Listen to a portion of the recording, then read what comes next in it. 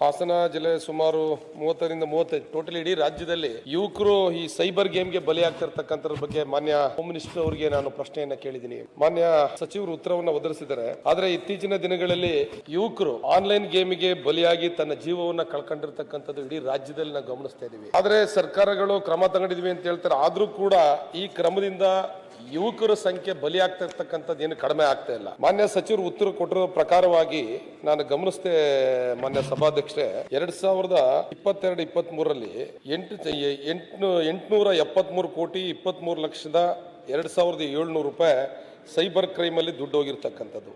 ಅದೇ ರೀತಿ 24ರಲ್ಲಿ 2,562 ಕೋಟಿ 63,20,850. ಅದೇ ರೀತಿ 25ರಲ್ಲೂ ಕೂಡ 2,038 ಕೋಟಿ 84,07,652 ರೂಪಾಯಿ 652 ರೂಪಾಯಿ ದುಡ್ಡು ಹೋಗಿದೆ ಅಂತಕ್ಕಂಥ ನಮಗೆ ಗೊತ್ತಿರತಕ್ಕಂಥ ಮಾಹಿತಿ. ಆದ್ರೆ ಇತ್ತೀಚಿನ ದಿನಗಳಲ್ಲಿ ಇಷ್ಟೆಲ್ಲ ಪ್ರಕರಣ ದಾಖಲಾದ್ರೂ ಕೂಡ ಬಟ್ ಅವ್ರನ್ನ ಬಂಧನ ಮಾಡ್ತಾ ಇರ್ತಕ್ಕಂಥ ಸಂಖ್ಯೆ ಕಡಿಮೆ ಆಗಿದೆ.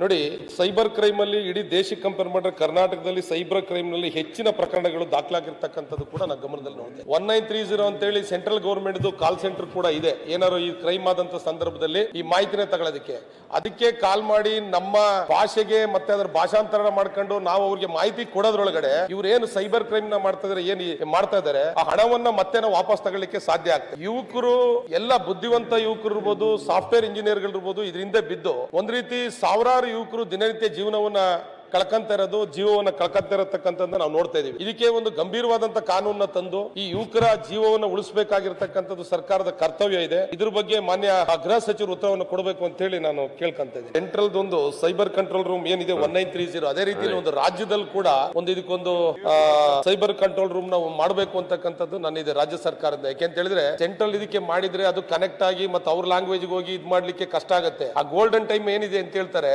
ಆ ಟೈಮಿಂಗ್ಸ್ ಒಳಗೆ ಅವ್ರನ್ನ ಅಟ್ಲೀಸ್ಟ್ ಟ್ರೇಸ್ ಮಾಡ್ಲಿಕ್ಕೆ ಅನುಕೂಲ ಆಗುತ್ತೆ. ಅದಕ್ಕೋಸ್ಕರ ರಾಜ್ಯದಿಂದ ಒಂದು ಇದನ್ನ ಬಲಪಡಿಸಬೇಕು ಅಂತ ಹೇಳ್ತಕ್ಕಂಥ ನನ್ನ ಮನವಿ. ಈಗೇನು 1930 ಕಂಟ್ರೋಲ್ ರೂಮ್ ಇದೆ, ಅದೇ ತೀರ ರಾಜ್ಯದಲ್ಲಿ ಒಂದು ಮಾಡಿ ಅಂತ